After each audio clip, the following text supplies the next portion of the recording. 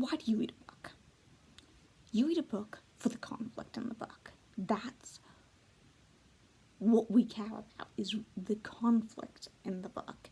We care about the characters and we care about what they're going through. We care about the conflict. And that conflict is created by the villain. So that's what we're talking about on this channel. We are talking about the villains. We are talking about what makes a good villain, what makes an evil villain, what makes a good redeemed villain. Why are villains interesting? Or are they boring?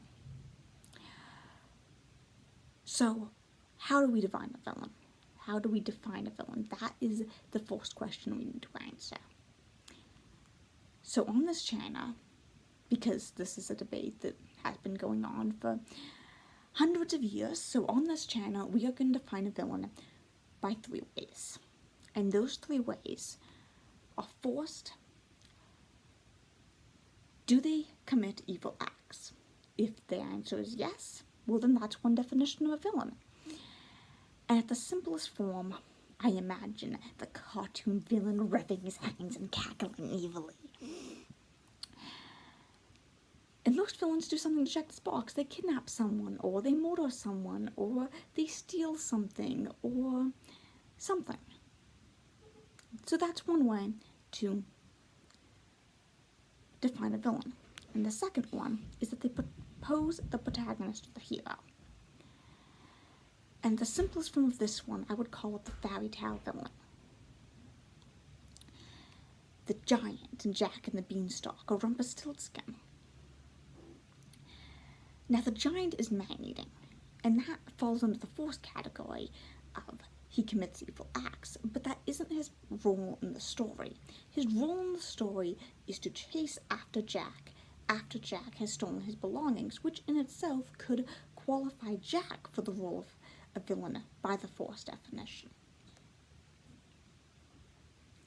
So,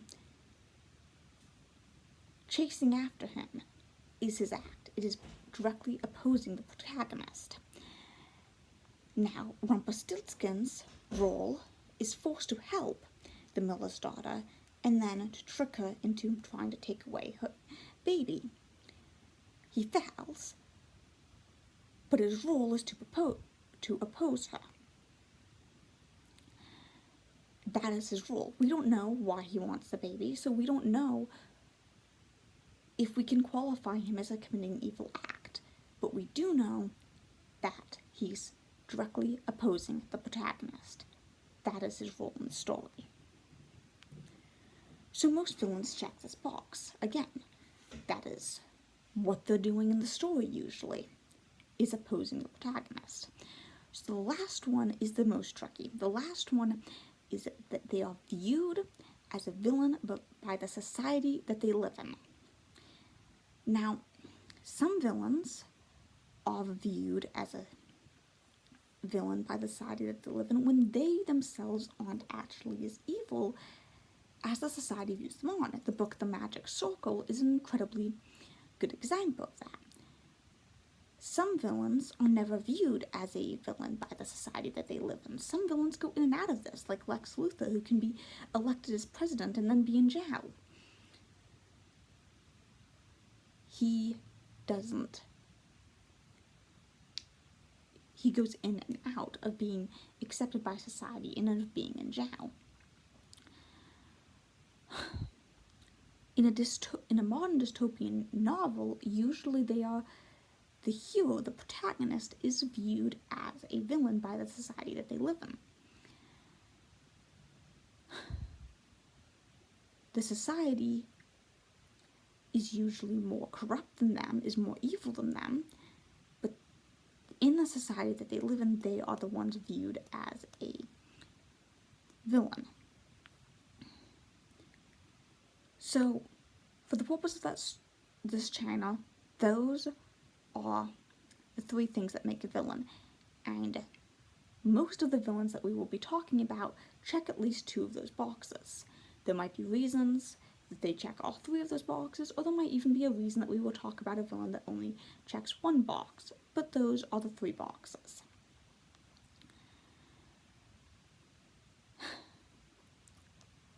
Now, what's the difference between a villain and a megavillain? And why do we even care? Okay, so a megavillain is the ultimate villain. There might be multiple villains in your story, or in the story you're reading, but only one of them would be a megavillain, if you even have one.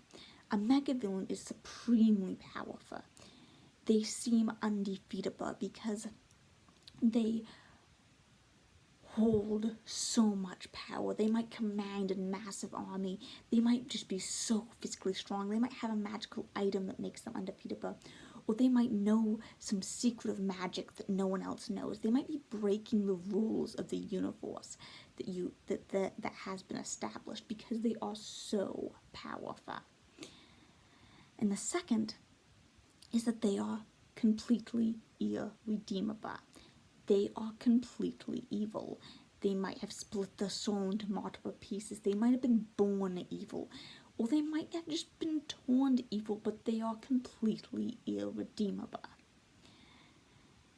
Now, those two are needed to make a megavillain. Those two are completely needed, but there is a third thing, and this one is just a trait that most megavillains share, and that is that they are born. The story isn't about them, and rarely are they even the main villain. They aren't the villain in the spotlight. Usually one of their underlings or cronies has most of the screen time with the hero.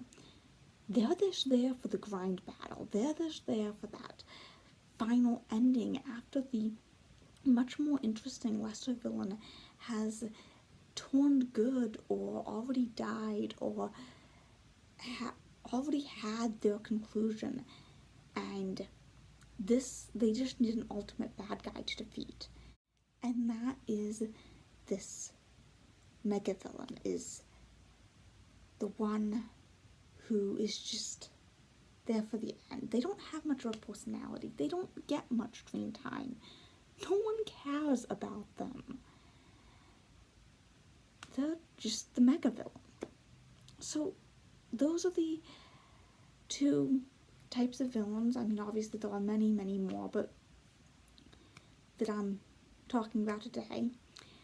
And if you like this idea, if you find villains fascinating, if you want to talk about them more, then please subscribe to this channel. If you want me to talk about a particular villain, or if you have a comment, then comment below.